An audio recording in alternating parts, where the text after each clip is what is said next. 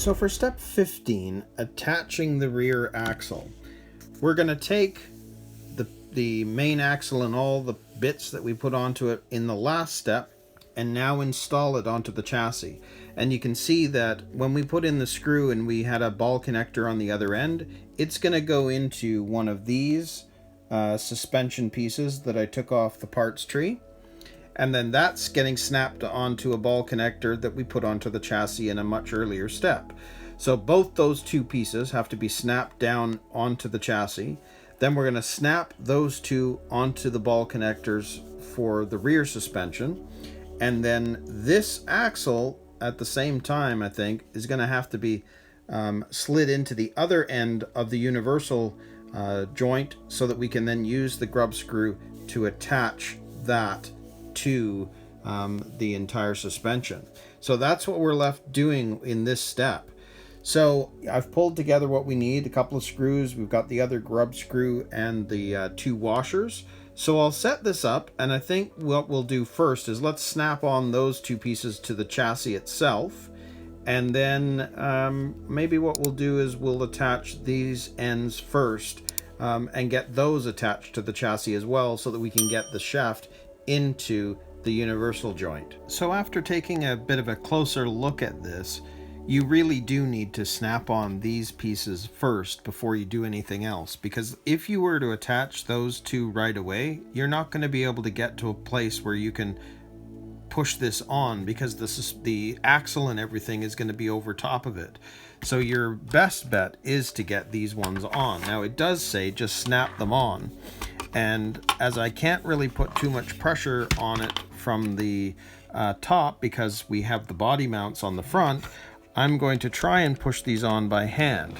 I'm just going to see if this actually will work doing it sideways. So let's see. Oh, and it did.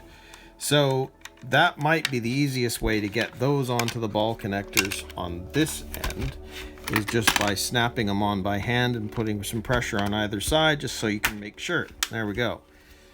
So those ones are on, and then you can see that they're going to need to be snapped into the top ones that we put onto here. So these ones here, they have to be snapped into. Now that might be a bit more challenging. I'm not sure. I'm just going to see how this might work. Or one of the things that I was thinking possibly is if those are already down and we were to attach those first, then snap those on. In fact, I think that's what I'm going to do. So even though we've snapped those on, but I think now I'm going to attach these two parts and the drive line into the universal joint, because then all that's going to be left is snapping those two pieces into the axle. So let's do that. So we know that on this end we need to take one of these screws, put it through the ball. As the ball has moved, we'll just move it around. There we go.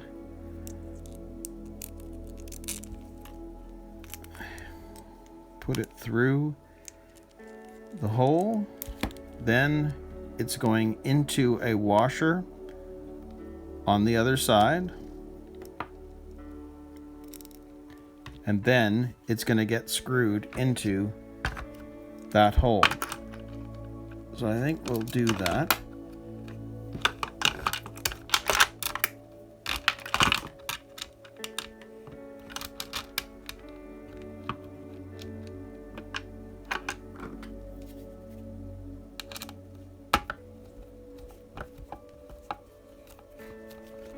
Now just make sure that it's going in correctly. That's the thing, which it does look like it is. So we'll continue screwing that in.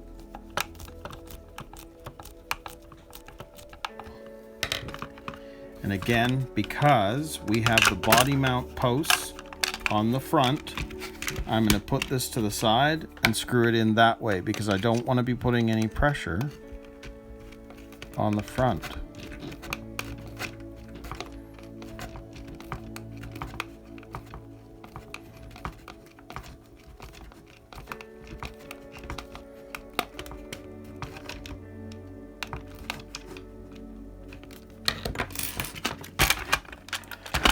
there we go. There is one. Nope, it still needs, we still need to screw that in more.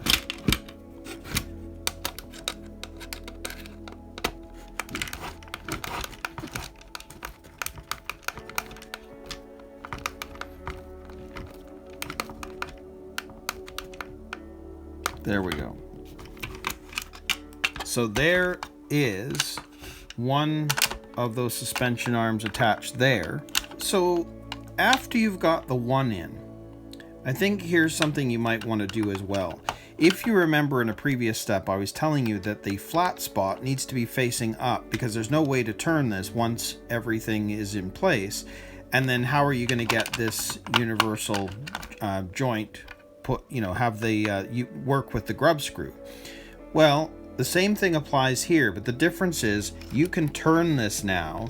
It's not that easy, but you can turn this now so that this is now facing up and we have the flat spot in a good place for using the Allen key. But there's more to it than that. So obviously, if we're going to attach all this, this is going to have to go inside of the universal joint. Well, as long as you've got the flat facing up, you can stick that in now and attach that because the axle's in place, because it's inside there. But what'll happen is once we've attached everything, you'll know exactly where this driveline is supposed to be attached with the grub screw, because there's only one place it can really go. So you'll have a better feel for all of this once everything else is screwed into place. So as long as you've turned the axle flat so that you can actually have the grub screw facing up, you'll then have a better chance to figure out where's the best place to screw that Allen key into the driveline. So let's get this other one on this side for now. So let's grab our screw once again, make sure we've got the hole in the right place. And we're gonna grab our washer and get that on there as well. And be able to put that into the hole.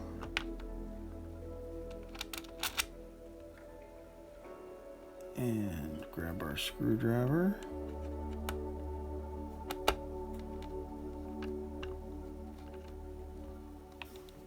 Make sure that's in the right place.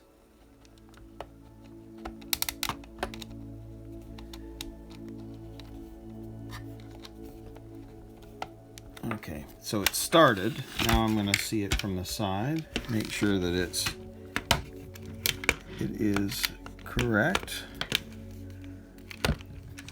Yes. So now we're going to screw this in.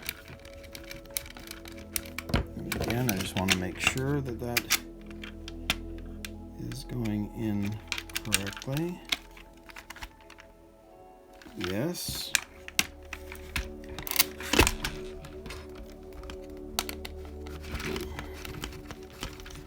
So we'll screw this right in.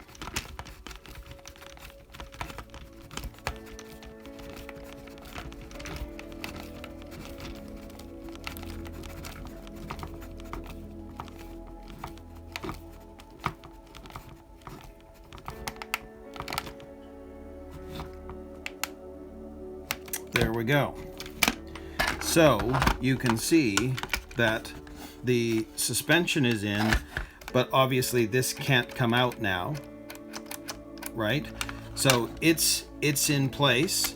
So now what's left is we have to snap on those first braces that we put on and attach them to the ball connectors back here that we put on the axle.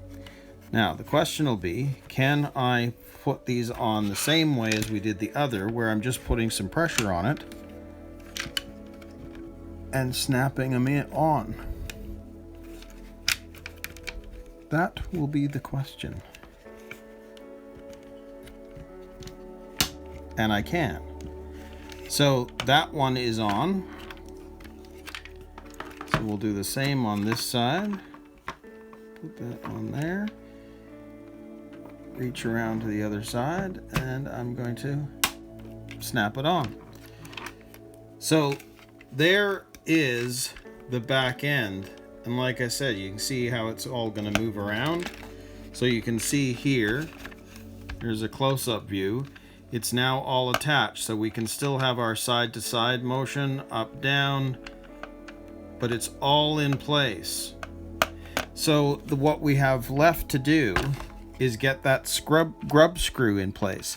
Now you can see, because I wasn't attaching anything, the grub screw, or the universal joint's just going to go around and spin.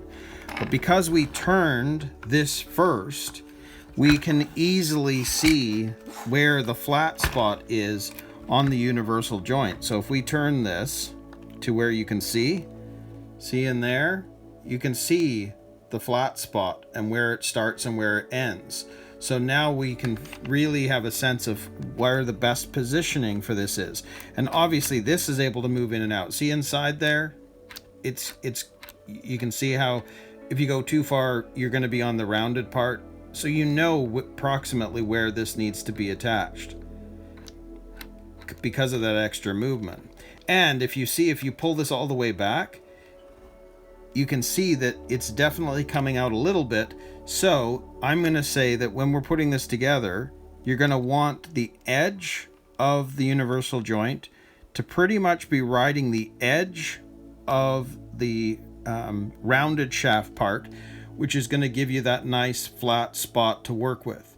So that's where I'm going to attach the grub screw. So we'll do that right now. So again, grab our Allen key.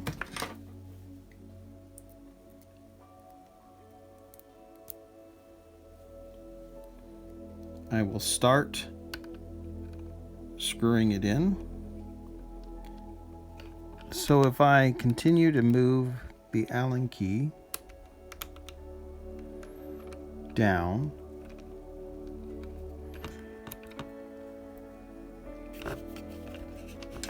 because I want to be able to make sure that I've got it down enough, but not all the way, just so that it's still, you can see that it's still moving. I just want it to be able to be free at the moment. Well, you can see that it is free, but it will not turn because it's still catching on the flat spot. So if we were to, and I'm hoping I can show you this on camera a bit, just based on what I just showed you, you can see that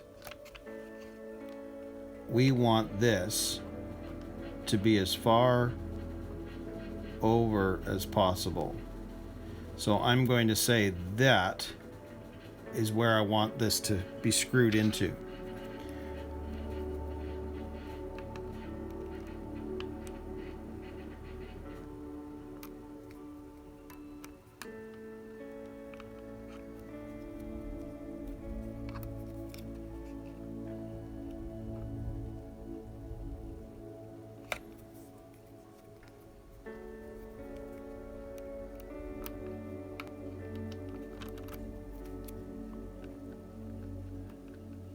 Which is correct. So we're going to now tighten this up. So now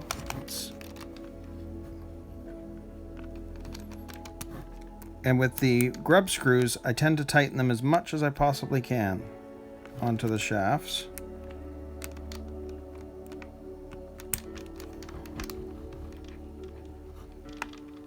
And there we go. So there is the rear suspension all now attached. You can see that there is movement, both a little bit of the side to side, but up and down. And we have now finished that step. So that's great. Like that, you can see now the full driveline with this.